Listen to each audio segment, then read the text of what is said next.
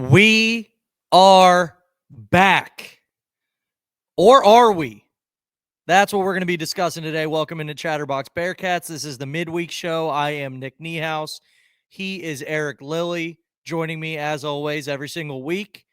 I don't think of any better way to start off with the uncertainty of, are the Cincinnati Bearcats back, or did we just play three very beatable teams and we took care of business?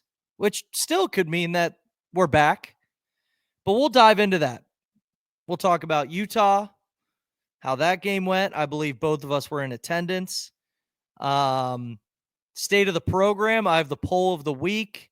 We'll get into the Iowa State preview, a massive game this weekend for the Bearcats. And then, of course, the mailbag. We'll wrap up with the mailbag. And I think we're both going into the mailbag blind from now on, which I think is the best way to do it because that's just raw, natural answers.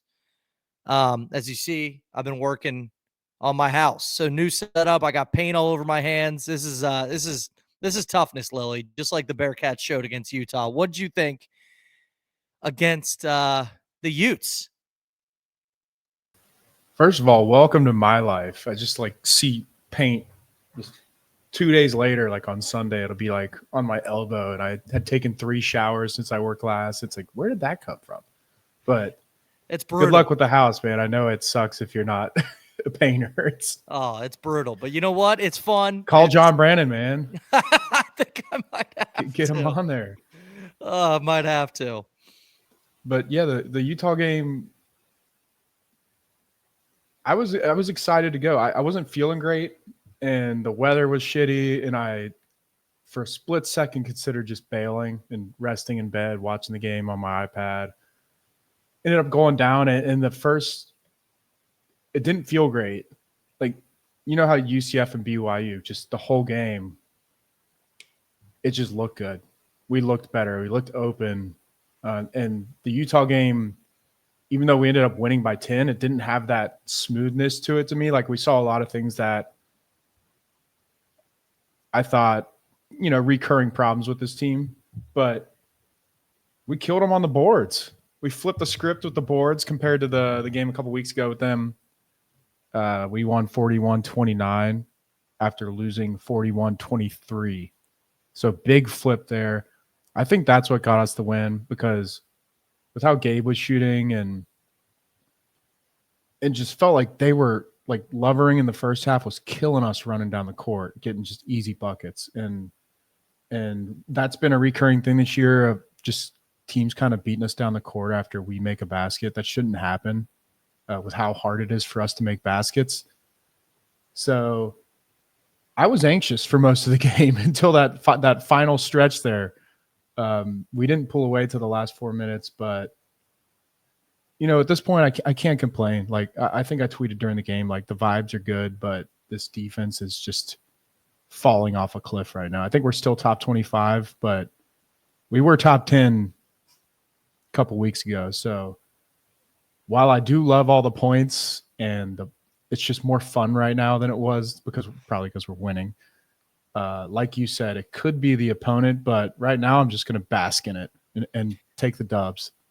I think that's the way to do it. And I think a lot of people would trade a top 10 defense for how the way our offenses looked. And you said you were nervous. That was one thing I remember, just thinking in the first half, I'm like, it seems like every single bucket that Utah is getting is so easy. They were getting easy layups, easy transition. And I say transition after makes, like you mentioned. Just easy dunks. Everything was easy, whereas Jizzle had to pull up, Dayday had to pull up, hit jump shots. Obviously not as easy as two-hand slam with nobody on you.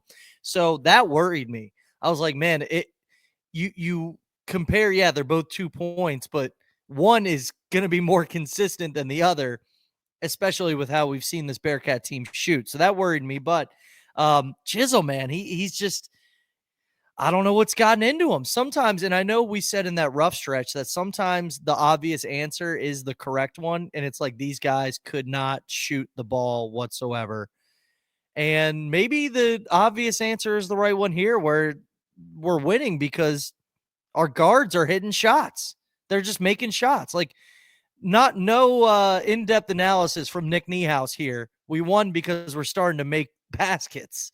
But it could be that. But like you said, the rebounding was really awesome to see as well. Aziz had 10 points, a double-double, or 10 rebounds, and, double-digit points as well. So a double-double for Aziz Bandaogo, where I don't know if it was the Utah game on the road or the West Virginia game where he had 3 rebounds.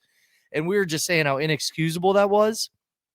But good boards out of Aziz Bandaogo because the whole fan base has been all over him as well. And overall, you can't really point at a single player and say anything negative. I guess Dan didn't have, the greatest game until the end, which I guess just happened again against BYU, but he's the only one. But why focus on the negative? Jizzle is back. Dayday has emerged as a leader of this team. And Aziz Bandaogo played hard.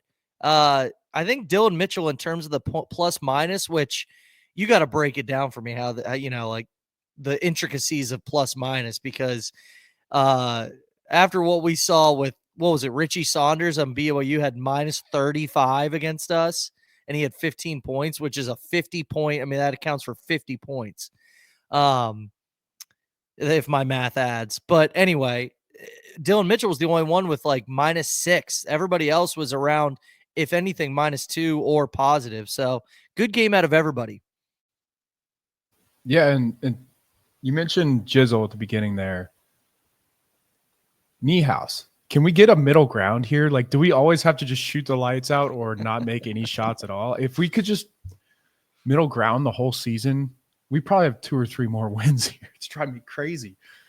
Yeah, it's hard. It's 40 points or 86. Take it or leave it. Yeah, like what's the deal? But, like you said, don't want to complain. This has been fun. I mean, we were joking, like literally on the last podcast or the one before that, about how we aren't going to score 70 again. We've scored 80 plus the last 3 games. Like, sometimes things just don't make sense in college basketball. And that's, to me, that's why I have hope right now. Because if you look at our schedule, it's like we need to win 5 out of 7, and we play 3 really good teams that we haven't beaten yet this year. So you need a little delusional hope right now to think we can beat one of those teams. So I'm gonna hold on to that. But I don't want to dump topics here. But well, I can't believe. Let me finish with this before we do jump topics, because I have one last thing to say. I can't believe I forgot to bring up Josh Reed. I called into the post-game show just to give my flowers to Josh Reed and apologize to him, because if anybody has dogged Josh Reed, or at least his ceiling, it has been me. So the emergence of Josh Reed has been amazing to see. Amazing to see. Good for him, because he's somebody who's, been here for a few years. Nobody really, like, you go into the season and how many people are going to say, when asked who your favorite player is it Josh Reed? So the fact that, he is doing this, he's probably getting a ton of new fans and, earning himself some money, which is important to these guys. So good for Josh Reed. All right. I fully apologize. Never again will I doubt him. I should too. I mean, I didn't say anything too crazy, but he's kind of just a guy to me, and for him to step up and we talked about this. I said, like, our biggest moment of the season was a Xavier player missing a shot, right? Yeah. Yeah. Here, the last week or two, we've had moments. Like, the UCF win was really cool. Josh Reed, these last 2 games at home, that's the most fun we've had in the arena in a long time. These are the moments that you can carry on and remember this season with, instead of just being like, before this 3-game win streak, it's like everyone's saying this is my least favorite UC team of my life, stuff like that. So it's cool to see. Sports are about more than winning national championships.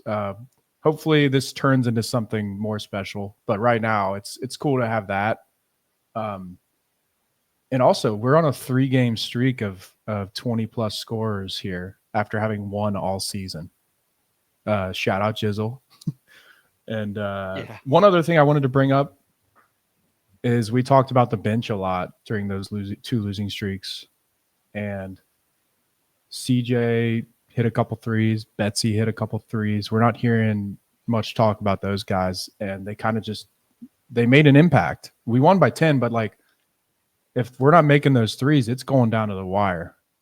Like if CJ and Betsy don't step up, plus Reed's 3 threes, that's 3, 5, 7 threes right there from guys that had zero impact in January. Zero. So bench mob's figuring it out. Paige, not so much, but maybe his turn's next. It's awesome to see Betsy finally start to make some, because he was somebody that I think Hudson was always saying, it's like you look at Betsy's shot and it looks like it should be going in. Like the form is there. He has confidence, and it just wasn't falling for a few games. So to see him step up and make some shots, it really is as simple as that. You solve a lot of problems that you had when the ball is going through the hoop. So yeah, I'm glad you shouted those guys out as well, because you could really point to a lot of these guys in Saturday's BYU game and, Tuesday's Utah game, and individually, thank them for performing. Yeah. And the Betsy, real quick on Betsy again, you see where he's taking these threes from? Like that stuff matters. Yeah. Like when you're shooting NBA threes, it matters so much for an offense. It gives more space for other guys to move around and do stuff. So if that's popping on the scouting report, then we're going to get better. It's a good point. I'm glad you brought that up. Switching gears here, we're going to go to our poll of the week, because this is a cop-out kind of poll for me. I could have gone with a ton of stuff, but I've done it before, but I added a little science experiment to this one. I had 2 polls. Cincy fans, do you believe the Cincinnati Bearcats can make the NCAA tournament? That was the first one. And then the second one was, do you believe the Cincinnati Bearcats will make the NCAA tournament? I tweeted them back to back. I'm sure, Elon's algorithm, maybe it didn't reach both people. I had, a good amount more votes on the can they than the will they. But still, I was just curious. I was like, people probably believe in this team. Like the fact that we can get it done, but do people believe they will get it done? I think that, one word changes everything in this. So can the Bearcats make the NCAA tournament? 63% said yes. Again, you kind of pointed out to me, you're like, polls after a win, polls after a loss, what do they really mean? People are just either super excited or pissed off. So you can't really look too much into this. But you told me 2 weeks ago, can they make the tournament? You're getting 15% saying yes. So the roller coaster of Cincinnati fans, like people are just starving to make the tournament, even as an 11 seed. But will they make the tournament? 54% said yes. So a little less, belief. I think we look at the schedule and the wins are there in terms of if you can beat some of these teams, you're in. Like we still have opportunities. It's just a matter of, are they going to seize the opportunity? So I kind of want to get into that. So let's hear your thoughts.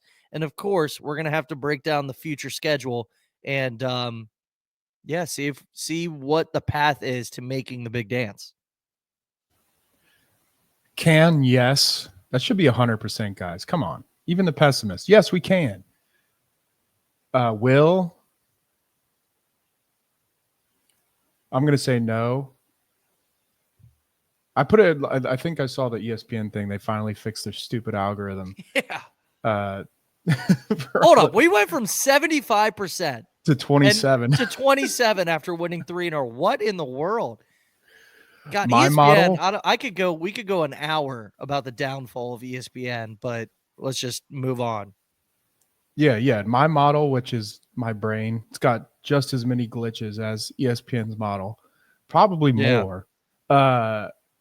Has us at like 10 to 15%. It's possible. And that jumps like crazy if you win this game on Saturday. It triples, maybe quadruples. I'm not giving up. This team hurt me, and I've seen what I've seen. I don't trust them to win 5 out of 7. But the one thing I do like is that the path is clear.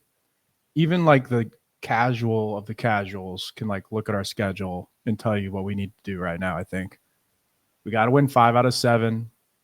Can't lose the games versus the teams at our level or worse, and you got to win one of those other 3.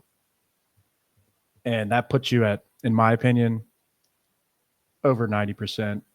And the scenario where you don't get in a 10-10 is if like multiple bids are stolen. So I like being able to see the path. But the thing about college basketball is it usually just doesn't work out how you think it's going to. So let's beat the Cyclones. Flip the script. That would be an absolute massive win. I thought about this, and the fan in me wanted to say yes to both, but then I'm like, no, I have to say this behind a microphone on a podcast that people listen to. And I just don't think so. I just don't think they're going to do it. I think they can, obviously when you said it should be 100% on the can they, it should, because that's the right answer. They can, the opportunities are there. Despite the 3-game winning streak, nothing has changed from the season so far. Like, to me, nothing has changed. And the reason I'm saying that is because we've been beating teams we should beat this whole year. We're just losing to teams. Now, granted, this is after we learned that we're not a top 10, top 15 team like we previously thought preseason early on in the non-con. But we beat BYU, and that's the only one where we're like, this team's probably better than us. That's the only one. And also, they're the only tournament team we have beaten so far. They're the only team we have beaten that is projected to make the tournament. So, yes, winning 3 in a row feels great, and it's finally good to win some. But these are teams we should be beating. It's just, it felt so awful, and it felt like we were the worst team in the Big 12, that now people are jumping for joy that we finally have won some. And I have stats to prove this. I know I'm probably like pissing people off because like I'm like telling people to, halt the brakes, but the quad 2 has never been the issue. We just won quad 2 games. That's what we just did. Wes is a quad 2 merchant. Like, the guy thrives in the quad 2. And that's what we just did. We just won quad 2. Our average net win is 177. Now, granted, that's non-con, like we're winning 300s, that's that obviously factors a lot into it. But our average net loss is 38. So that tells you we don't lose to bad teams. We take care of business. We beat the bad teams. We just, you sprinkle Houston, you sprinkle Iowa State, that 177 goes way lower. Now, I'm sure that's a lot of people's resume, right? The average net win is going to be way high because the non-con. I wish I could break that down a little more, but 0 teams firmly in the tournament that UC has beaten. So, I don't know. It's still like, it's crazy. We're February 13th, and it's like, I'll believe it when I see it. Yeah, and like, we're not the only team, like you said, we're not the only team that has a resume like Xavier's. If you look at Xavier's bracketologists.com, anybody check that out. It's great for quick visual, and the schedules there for quadrants. It's like identical to ours. And Wake Forest, very close. They're like the ACC version of us. They lost to Florida State tonight, so they've got their Q3 loss there. Now we have an advantage, like head-to-head. If they were looking at our resume versus Wake, obviously we're ahead now. But our resume is very much around 0 bad losses and just couldn't beat those elite teams. So, like, having one, like if you beat Iowa State or Houston, having that like one statement win, that's a tiebreaker, like, to the committee, in my opinion. Like, that's like, look, at these guys can beat great teams. I don't think we can do it, though. Like, to be clear, no. Houston, I just don't think we can beat, but we'll get to Iowa State here soon. I think it's possible, but they haven't shown us. They haven't shown us anything for us to feel confident saying we can beat an elite team. Mm-hmm. Like, I started the podcast saying, "Are we back?" It's not like I'm down on this team. Like, I'm having fun. Don't get me wrong, but those are 3 games you should have won. UCF on the road's tough. UCF on the road's they're not a bad as far as UCF goes. This is probably one of the better UCF teams, but like it's Central Florida. You know what I mean? Come on, like so they haven't shown us anything for us to feel confident saying. But you tell me, we win on Saturday. I think we can go. I think we can. I think we will make it if we win Saturday. Absolutely. That would show like a clear and like obviously right now it's like we're getting better. We're beating the teams we should beat, but that would be a like, oh shit, like we are better. Like not just you beat Iowa State on the road, then it's like I think we'll beat Baylor at home. That would be one of the best wins all season by any team. Like, to the committee. And we need that, man. Yeah. Like the last time we had a win that big was at Iowa State. Like, what was that, 7 years ago? Kevin Johnson team. Oh, my gosh. I was there. Beautiful, beautiful day.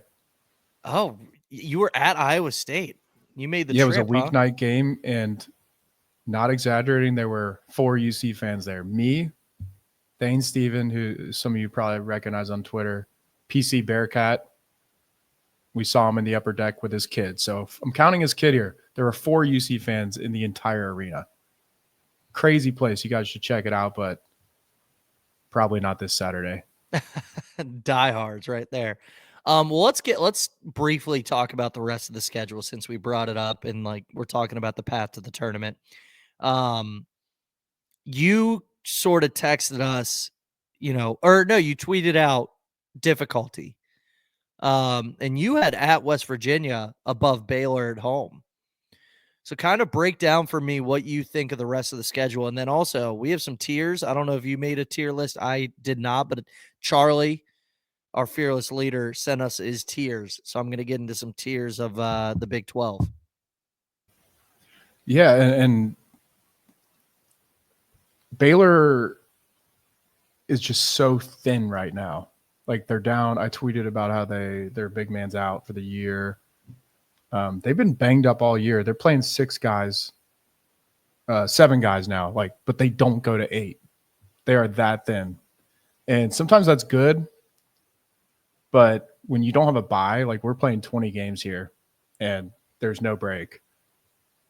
We're getting them in late February. That's got it. And I'm going to sound crazy here because we thought we had a good spot against them last time. I said on the podcast before we played at Baylor, we got stomped. Was Baylor had 2 guys out. This should be a chance to get a statement win here, and we got smoked. But it still applies here. They're small now. They're 2 centers. There's going to be 6'7", plus home court advantage. I really respect West Virginia's home crowd. I'm just putting that ahead. And right now, Ken Palm agrees. 5, they have West Virginia beating us by 5, and right now they have Baylor beating us by 1. So kind of going with the Vegas lines on that, but also just I do think Baylor is kind of going to run out of gas here towards the end of the season. They do have an easy stretch coming up, but this isn't the NBA. They're not going to rest players or anything like that. So I have, just to run through it really quickly, Iowa State and Houston as the 2 hardest by far. Same tier, even though I think Houston is much more likely to beat us than Iowa State. After that, at West Virginia, and then home Baylor. I think the craziest part is I combined home Baylor and home Kansas State. The Wildcats are hot right now. 6 in a row. 6 in a row. They're trending right. In my head, Baylor's trending wrong due to injury and just fatigue. So I'm grouping those 2 together. And the rest is just TCU home, Oklahoma State away. Those are the 2, what they should be gimmies. Big 12 gimmies are not gimmies, but you know what I mean. So that's our remaining 7. We got to win 5. And if you win 4, you got to win 3 in the tournament. Everybody's been talking about it today. 5-2 gets you in. 5-2. So if you lose Iowa State and Houston, that leaves no hiccups.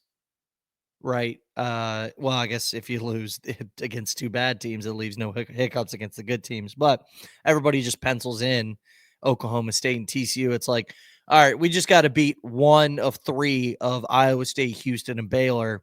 And then you got TCU, you got Oklahoma State, you got West Virginia. It's like, no, those, I can just see it now winning 4 games, having Oklahoma State in the last game and just falling flat on our face. You know what I mean? In the final game of the year. Like those, like you said, they're not gimmies. So you can't just pencil those in as W's.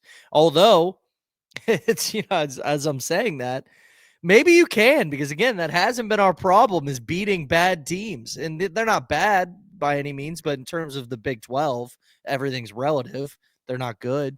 So, maybe you don't worry about those games. Yeah, like Oklahoma State's 15 spots lower than Utah in KenPom. We lost to Utah on the road, but like they're significantly worse than Utah. So if it's a must win at Oklahoma State, you should win the game because they're not playing for anything at that point. And this conversation is killing me, man, because if you just beat Utah or West Virginia, we have like the path is just, it's there, like this is why I was being optimistic during the losing streak. It's because I thought we would win one of those games, but this is supposed to be a positive podcast. Yeah, I can't believe that. My fault. No, you're good. I just can't believe that West Virginia lost. That was that's probably up there on like recent losses for me. That just I just couldn't believe. Anyway, I love the you come off mute. The Oklahoma State home game last year was a tough one for me. That was tough. I was at that one as well. All right, Charlie gave us tiers for the Big 12 that I want to just run through because I like them. I don't know if you made them. Did you make any tiers? In my head. Okay. So here it is from Charlie. I'm going to run these quick because, like you mentioned, good, bad podcasting.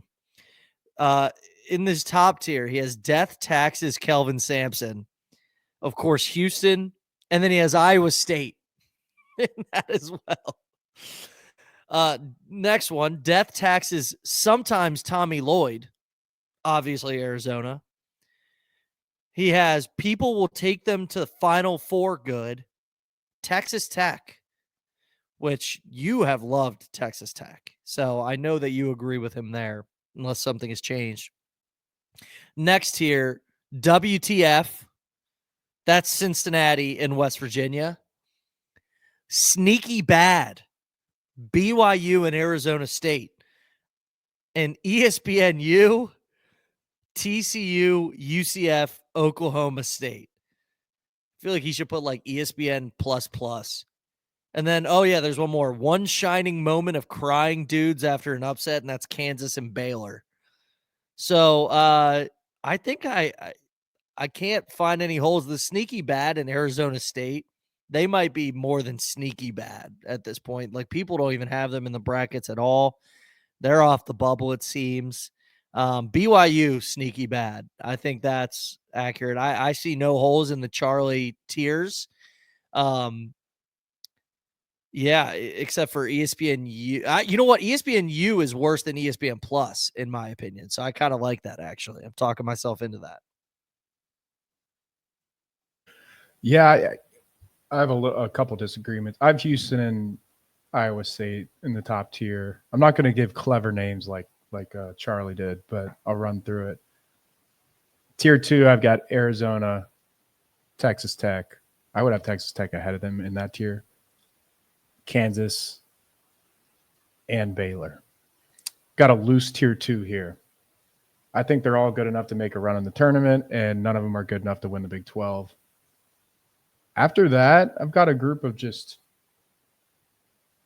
underachievers and overachievers that are on the fringe. Cincinnati, Kansas State, BYU. I think I'm putting... Man, I don't know what to do with Kansas State. I think I'm going to put BYU in front of us and Kansas State there. I know it sounds funny right now. West Virginia's in that one as well. I think they're the worst team in that tier. They're drastically overachieving, in my opinion, without DeVries. Javon Small has been crazy this season. After that, it's just whatever teams like TCU, Utah, UCF, Arizona State. I put Arizona State at the top of those just because they're fun and they have talent. And then Oklahoma State right below that by themselves. And the only reason they're by themselves is because Colorado deserves their own tier at the bottom. They're 0-13 in conference. They're so bad that Charlie didn't even include them. He did in a follow-up text, actually. He said Pac-12, Colorado, and Utah. Yeah. That work. I'll give him that.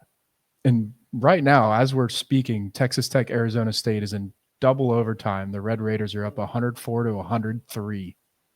Oh, so we're missing a classic put there. That on. I'm going to put that on. No, that's funny. I think Texas Tech is just so good. And I think they are very similar to the team we're going to play on Saturday. So let's get into that. Let's preview Iowa State as I'm put. What channel is that on, by the way? Is that ESPN Plus? Man, I just had it on. I'm YouTube TV, so I just see the game and click on it. All right. Well, let's talk Iowa State. Iowa State. Let me get into that. 19-5. 9-4 in the Big 12. They're in fourth place currently. At one point, we didn't think they were going to lose 4 games in the Big 12. Like they were looking like they were going to. I think Charlie made the declaration where he was like, "We had 3 losses," and we're like, "Well, Big 12 championship's over because Iowa State's not losing 3 times." So they've lost a couple to West Virginia, Arizona, Kansas State, and Kansas, but they're riding back-to-back wins, TCU and UCF. They were missing their stud. Can you pronounce his name for me? Is it Milan? Milan Momcilovic. I think you're wrong, but I don't have the right one. No, that works. I'm calling him Milan. That was my plan. Anyway, that's who we're looking at. CBS Sports Network, by the way. Oh, then turning the TV off.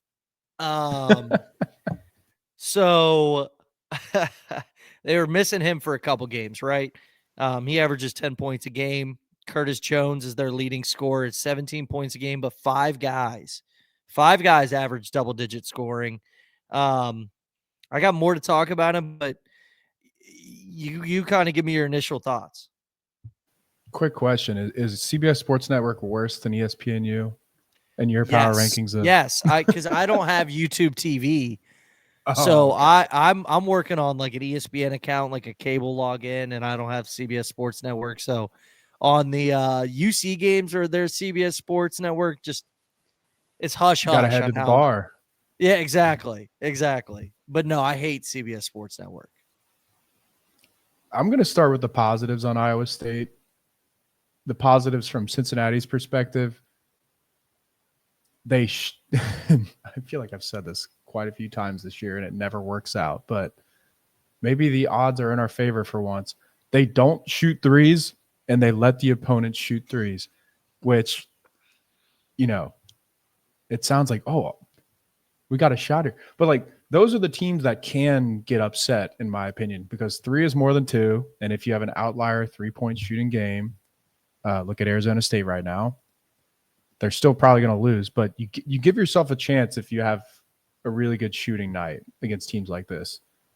The issue is we played these guys last year and turned it over 45 times, I think, something like that. Maybe 65 or 75. They make you so uncomfortable. They're going to beat you in the possession game. So the path to winning is making threes and just a few less turnovers than expected. They play really fast on offense. So when you turn the ball over, they're getting buckets. They are crazy in transition with the 2 guards you mentioned, Gilbert and Lipsy, Jones too. I think like before the season, I think I had Iowa State number 1 in the conference. They're awesome. I actually truly love watching them play. Like one of my favorite teams this year. And since Milan has came back, they have been jumping back up in KenPom. And they were 16 or they are 16-1 with Milan this year. 3-4 without him.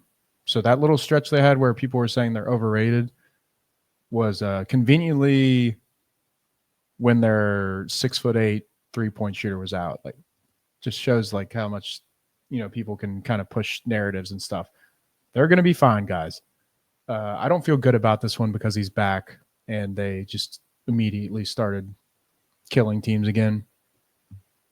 They're back up to number 7 in KenPom. And for the negatives, more negatives here from Cincinnati's perspective. They're top 20 in offense, top 10 in defense. They aren't bad at anything. Like the bad thing is the shot profile. They are not bad at anything. The only red thing on their KenPom is opponent's free throw percentage, which is something they cannot control. So it's a well-rounded team. They're old. They played a ton together. They're tall. They can shoot when they do shoot. And, they get to the line, physical guys. I don't feel good about this one, Niehaus. That's what it sure sounds like. A couple things. First, I can tell why you like these guys because, and maybe not the style they play, but I have one comparison to another team you like, Texas Tech. And that's just simply the personnel they have. One thing that stands out to me, and this is because this has been an absolute insane turnaround for Iowa State. We're talking about a team that won two games in 2020. 2. That's DePaul bad. That's like UMass at one point, right? Wasn't UMass that bad, or am I thinking of football? But DePaul, it was that bad. So DePaul definitely works there. Yeah, I'll stick to DePaul. TJ Otzelberger, man, insane turnaround. They're top 5 good. And the reason I'll get to the point with Texas Tech, they're all mid-major guys. 6 out of their 8 rotation players. And when I say rotation, now look, I'm not grinding the tape of Iowa State watching them as much as Lilly has. I'm painting my house. All right, give me a break. But double-digit minutes. So that's what I judge the rotation on. So they might go 9. I don't know. 6 out of 8 mid-major transfers. Curtis Jones, Buffalo. Keyshawn Gilbert, UNLV. Joshua Jefferson, St. Mary. Taman Lipsey, he's homegrown, third-year guy, committed out of high school. Same as Milan. So two of they're probably 2 best players, in different ways other than Curtis leading the way scoring. Deshaun Jackson, Charlotte. Nate Heiss, Northern Iowa. Brandon Chatfield, Seattle. The scouting that this coaching staff has done is outstanding. So credit to them. All mid-major.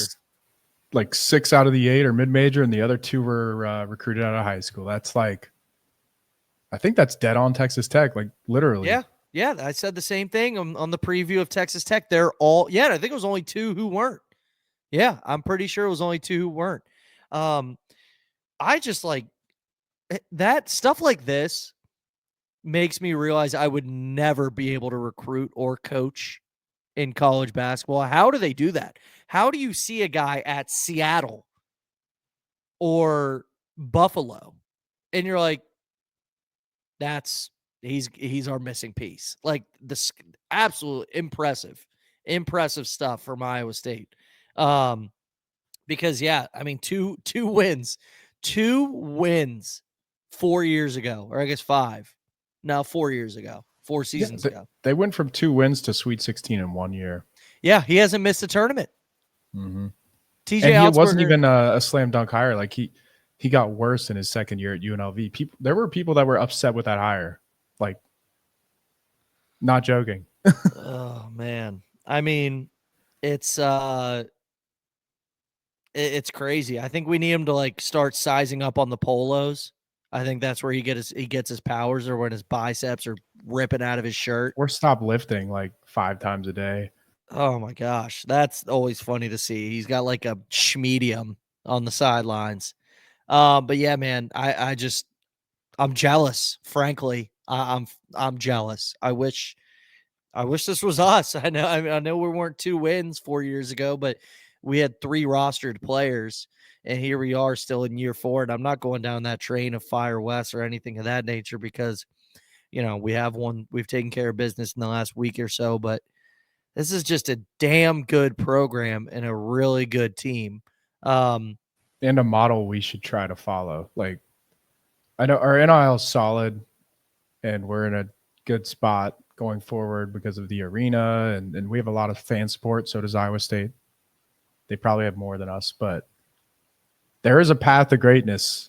And also, this is why I get so mad at people that like whenever you get a transfer from a mid-major, like, why can't we get these high major guys? It's like there's so many examples of teams that are built like this that succeed. It's like you can't just say someone's going to suck because of where they're coming from in basketball.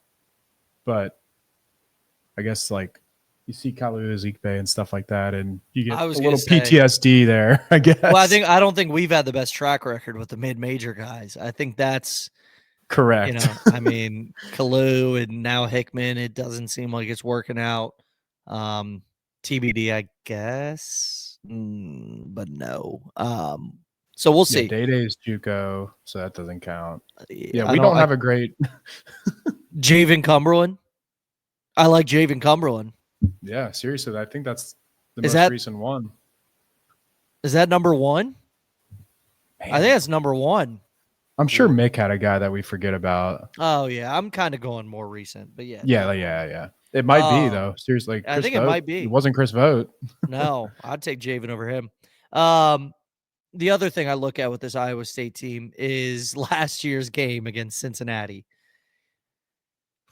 Man, that Lilly, you mentioned Oklahoma State, in that loss hurting you last year. I said West Virginia, but last year's game against Iowa State, that was maybe the worst performance I think I've ever seen at home and Fifth Third Arena. So yeah, 25 turnovers. Yeah, we couldn't even get the ball up the court, and it was only a 9-point loss. So I don't know. That's what I'm looking at. It's just how bad last year was, and I don't know. It hurts. Let's see. CMOS had 15, Jizzle 16, Skillings 13, but nobody else showed up. Taman Lipsey, Curtis Jones, they both had 15 points there. So do you want to move on to mailbag, Lilly? Or you got more to talk about Iowa State? Yeah, real quick. Like just referring to, since you're just talking about that game, I think we'll know in the first 5 minutes if we got a shot in this one. Like have our guards, Dayday and Jizzle, they both played in that game. And combined for 11 turnovers in 40 minutes, which is insane. We will know very quickly if they've since they've seen it and felt it, if they were able to adjust, get better in that. It's been a year. If they can improve on that. I don't think it's going to happen. I think it will be better, but the Cyclones are a much better team than us, in my opinion. Yep. All right, let's move on to the mailbag. We're about 43 minutes in. I'm going to go a little solo for a couple. Bearcat Nut send in 3 questions. So he sent in he's averaging about 5 questions a week, because I think he sent in 8 last week. We already answered one. What record down the stretch do we realistically need to make the NCAA tournament, regardless of the Big 12 tournament? Now, this is look, I said at the top of the podcast that we're going into these blind. So maybe some of these are going to be repetitive. So maybe actually I should read these before the mailbag segment. But again, 5-2 and you feel good. 5-2 and you feel good. 4-3, I think, what does that put us at? 19 wins. And then you realistically have to win 3 in the Big 12 tournament. But if you only win 4, One's got to be Houston or Iowa State. And I truly just don't feel good at that point. At this point, beating one of those two teams, just because we still haven't done that this season. So, yeah, I would say 5 wins, maybe 4. He also asked, what has been the biggest change offensively, and don't say dodgeball, that has given this team a spark? Lily, what do you think? I think, I'm not a big narrative storyline guy, with the dodgeball stuff. It's fun, but Wes has said some things around that kind of caught my attention, just regarding loosening up a little and having fun. Again, not dodgeball, but you can tell they're having fun playing right now. And I think that's part of it, but I also think our guards have been much more intentional about attacking and getting to their spots and shooting. I think during both of those losing streaks, do you just remember those possessions on the perimeter where it was just pass? Like nobody took a chance. Nobody believed in themselves to beat their guy and get to their spot. Like, I wanted to gouge my eyes out. And I think most UC fans felt that. Yeah. The last 3 games, while we're playing worse competition, I understand that. But like, the amount of points we're scoring shows that we have improved drastically. And Jizzle's getting to his spots. Dayday's getting to his spots. And when Jizzle misses 2 in a row, Dayday gets to his spot and makes one. And then Jizzle comes back and makes one. And then, magically, Tyler Betsy's getting open threes. Josh Reed's getting open threes. We're still not seeing, like, perfection, obviously. Like, CMOS isn't getting his looks. But we're seeing, I'm just talking about guards right now, but look at Aziz. Mitchell had a really good game against UCF. Aziz versus BYU and Utah was just, haven't seen many tweets about his offense the last week, like, he's getting lobs. He's also just rolling and getting dunks as well.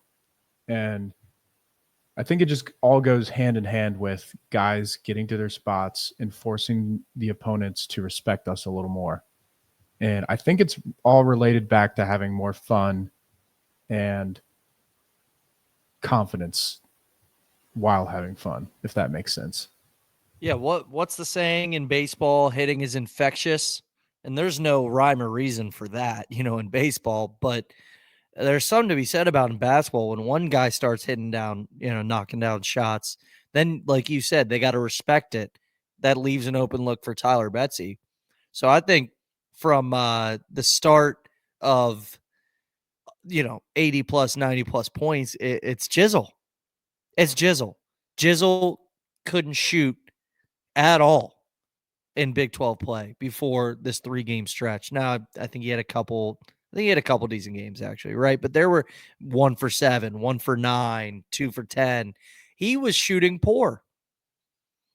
Now he's getting to his spot, like you mentioned, pull up shot, elbow, knocking those down. And we've seen he's been able to do that for 2 years. He did it in high school. How many times does a guy come out of high school and somebody's like, dude, this guy's mid-range is nasty? Like that was the saying with Jizzle, and now he's knocking down these mid-range shots, and people have to respect it. And shooting is infectious. When one guy's on. Not to cut you off, but like, you're good. Like, there's other things that happen too. Like, when you see 2 guys closing out Jizzle on a mid-range, we're more likely to get the offensive rebound. Stuff like there's a domino effect thing that's been going on these last 3 games, in my opinion. So hope it continues with Iowa State. I think it might have started with the Edgerrin James's text to Jizzle where he's like, where's my boy? Where's my boy been? Or was it Bob Huggins' speech? Yeah. It wasn't the dodgeball. It was one of those 3. It certainly isn't like practice or like a mindset shift with the players. It's definitely just something else, like dodgeball. Yeah, right. Last question from him. He said, rate your happiness through his 3-game win streak. Let's enjoy this moment. 10. I'm a 10. Like I'm not gonna think about the teams we haven't beaten during this because oh my god, this isn't NFL football where you tank. Like losing does nothing. So it's not like I'm like, you know what, let's just throw in the towel the rest of the season. I'm whatever. No. Win some games. It doesn't get you a better draft pick. So I'm a full on 10. We've looked awesome. We've scored points. Jizzle is back. Dayday's emerged. These guys are looking like they're having fun again when we thought they were quitting on the team. So I can't be happier. Yeah, I'm going 9. And the 1 is simply just thinking about past trauma. Yeah. It's just like I have trouble. I'll just be laying in bed thinking, we really lost that Utah game, didn't we? Wow. Like, are we sure that happened? But yeah, the 3-game win streak's been great. And after the West Virginia we lost, we talked about what we want to see from this team down the stretch, and immediately 3 straight wins. And I mentioned we're going to change our opinions on players based on who responds to this. We're seeing, like, I saw people saying, I mean, I had a list. You saw my list. I didn't tweet it out because I think it's weird, but people wanting guys to transfer and stuff that are now cooking. So give them time. Let's see what happens here. Kind of one of those transfer guys, or at least hopefully not. And people are talking about it. Matthew McDoom burner tweeted, "What kind of future potential do you see in Tyler Betsy?" So that is a guy you absolutely want to stay. But like you see people are like, "Oh, well, Betsy's gone. Like, why would he want to stick around?" Like, shut up. Man, I gotta say, like, I love shooters. You know what I mean? Like, that's my number one. Like, if you had to give me a favorite player, like, it's a shooter. You know what I mean? Like, I came into the season saying Connor Hickman was gonna be my favorite player, which is now funny looking back. But I love it. Now, I don't know. Like, do you see him as a guy who's going to be able to develop a game outside of that spot up shooter? Because he's big, but he doesn't seem he's not quick. What do you see? So first of all, shooting is, I mean, the whole point of basketball is to score more points than the other team. And he's 6'8" and shooting 35% as a freshman in the Big 12 in a Big 12 schedule. Those are guys, even if you don't see other stuff, that you just want to keep. And I find it really hard to like project stuff like this with young players, but I don't see any reason why you can't. I don't the slow stuff, it doesn't. I don't think that's a negative. I think he has a really good like hesitation to his game. We've seen it a couple times recently where he like pump fakes drives, and it hasn't had like crazy results, but the fact that he's even doing that suggests to me that he can get better at it. A lot of guys won't even try it. So I would love to have him back. I hope we keep him, and the kid's oozing with talent. Well, and you know what I like, and you mentioned it earlier, the shots he's taking. Like, this kid is confident. Like, you know who he reminds me of in terms of just the shot selection and not in a bad way? Jaron Cumberland, Landers Nolly. Like, those guys didn't see a shot they didn't like.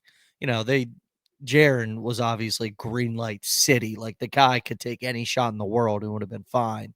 And Landers too. And I'm not going the Jeremiah Davenport route because he took shots that we didn't like.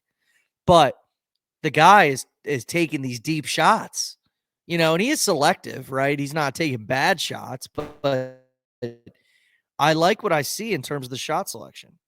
It's confidence.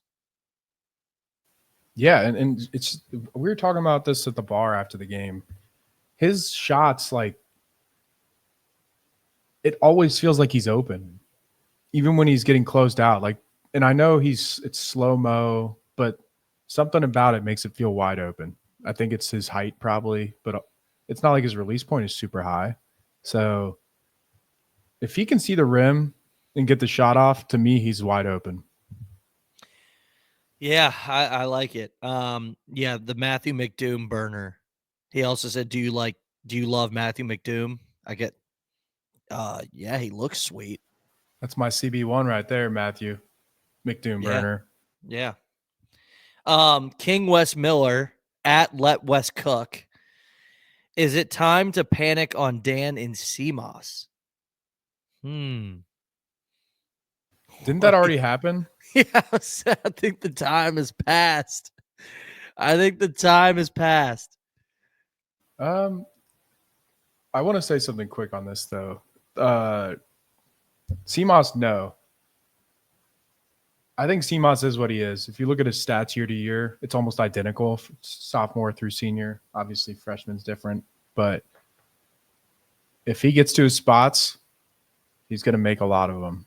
And I think that he has been like the one that suffered almost the most during that rough spell. It's like people were pointing at him like, why are you not elevating this team? And I just think it's safe to say right now that he is who he is.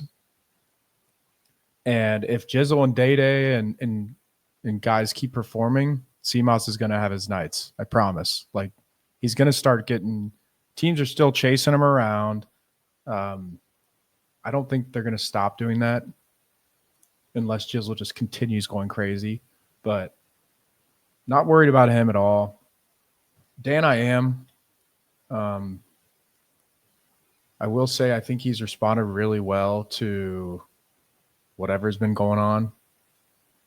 Even during the Utah game where like that 3-minute stretch in the first half was maybe the worst 3-minute stretch I've ever seen from a Bearcat. And I mean, I heard some boo birds in the upper deck and it kind of pissed me off because I thought he was playing hard. And that's the thing this year is like he's kind of felt a little out of place. And I think the last couple of games he's really been playing his ass off. And most of the mistakes have been about indecisiveness, stuff like that. Like, I just don't think that's when you boo someone. I think that's ridiculous. So yeah, he grabbed 3 offensive rebounds in the same possession. And he missed them all. So like, it's like the effort was there, right? Yeah. They just can't shoot. Know, yeah. So, but if he plays like that, he'll be fine. So no, I'm less worried about both of them now than I was 10 days ago. Yeah. Yeah, I think I'm with you. I think CMOS just didn't progress to what we wanted him to be, but Dan, I am worried. But I guess that kind of rolls into this last question. We have a few minutes, and you're going to hate this. Honest Abe said, who will be returning for next year on the current Bearcats team? Do Dayday and Aziz have an additional year or two of eligibility now? I think the assumption is that Dayday absolutely does. Aziz, I think that's because he had to sit out a few games. I don't know if that's been fully granted. But the hypothetical of who's coming back, I'll go first because I know you're don't even want to answer this question, I'm sure. I can see Dayday coming back. I think Tyler Betsy comes back, Ravon, Tyler McKinley, all those guys are kind of surefire returners in my opinion. Betsy, maybe not as much. I would put that in tier 2, but my tier 1 returners, I have those guys. I have, maybe that is just tier 1. Maybe that's tier 1. And then tier 2, I'd do Tyler Betsy and Jizzle. Tier 3, Dan. I don't know if Dan's going to be back, man. I don't know. I hope Jizzle's back. What do you think? I know I'm missing guys. Aziz has got to be gone, right? Page, I'd put tier 1. Page is tier 1. I'm missing him. So the guys that are gone is going to be the guys that are out of eligibility 100%, right? So Hickman, Frederick. Yeah. Yep. Then you have the Aziz waiver you mentioned, which I haven't seen it updated in a long time, but what Niehaus is referring to is like there was less than 10 players. 2 of them were on our team last year, Jamil and Aziz, who had to sit out for, what was it, a month? Maybe 3 weeks at the beginning of last season due to just waiver claims, whatever it was. waiver claims. What is this, fantasy baseball? Due to waiver things, let's say things. And then the Dayday thing is referring to Diego Pavia's case with JUCO. I can't rule out either of those two staying or leaving. But in terms of just like vibes, I guess I'll give a little answer. I agree on your Dan sentiment, and I'm a massive Skillings fan. I think his ceiling is NBA. I don't know what's going on this year. He looks like there were moments at the beginning when he got back after his surgery where I thought, he's about to come into form and all that, and it just hasn't worked out. But something's up there, like something's up. Plus Page, throw him in there. Just something's up. He doesn't look great. His minutes have been sharply declining. I don't know if we haven't talked about this at all, but his minutes are way down. Small ball Mitchell lineup is way up the past couple games. So those are the two I'd really be watching. Plus, Really? Betsy was mentioned in Trilly, his transfer watch thing about a month or two ago. So those three, I don't know. We'll see. Ask me the question in a couple weeks. Okay. You need to clarify. Betsy was not in the transfer. He has not tagged Betsy as a portal, which when he tags somebody as a portal, he wants to hit 50% of those. So it was like pre-tagged. It's like a tornado watch versus tornado warning. Yes. There's a tornado watch with Betsy. Yes. This was about a month ago, but maybe if he plays more, things change. Yeah. I thought Page would be back. I guess you can transfer as many times as you want, but his minutes have declined. Again, who knows? Like, we're just completely guessing. It's not like I have talked to any of these guys, so I have no idea. But the only one I can absolutely see leaving is Dan, maybe Jizzle. I would like for Jizzle to stay, especially given the last week. But what can you say? All right, final thoughts before we get out of here. Anything? Or should we just wrap it up? Shock the world, baby. Shock the world. And then the "Are we back? We are back" would be back. And I would say we're back. So thanks for listening, guys. Make sure you subscribe on YouTube. Also hit the like button. And anywhere you get your podcasts. This is Chatterbox Bearcats midweek show. Chuck and Houdini, I'm sure, will be post-game call-in show after David takes down Goliath. Honestly, I shouldn't even have said it because we're not David. We're not. The team is, and they are Goliath, this team, but we need to be better. So that's not what I'm going to say, but we're going to shock the world like you mentioned on Saturday and take down Iowa State, hopefully, and then I think we'd make the tournament. So tall task, and that's a lot of rambling on a game that I don't think we're going to win. But hey, that's it. Chatterbox Bearcats. We will see you next time. Shout out Vic Locken. Oh, yeah. Let's end on that because I can't end on that awful outro. Victor Locken, if you're listening, thank you for joining the show. Bearcat legend. Bearcat legend. That was a electric moment. Electric moment. And the fact that Houdini, also the best part of that, if you guys didn't see, Victor Locken called in the show. We have call-in shows on the post game. Chuck goes, I think Victor Locken just is backstage. And Houdini and Chase, who are on the call, no chance. No chance it's him. And then as Chase is talking, Victor to hop in. And then Chase is go, oh, my God, it's Victor Locken. And then no way from Hudson. Pure electricity. Go find Chuck Walter on Twitter and see the clip for yourself. Also on our Instagram at Chatterbox Bearcats. Electric moment. Thank you for bringing that up, Lily. Can't believe it. Victor Locken, the blue blood killer, Bearcat legend. See you guys.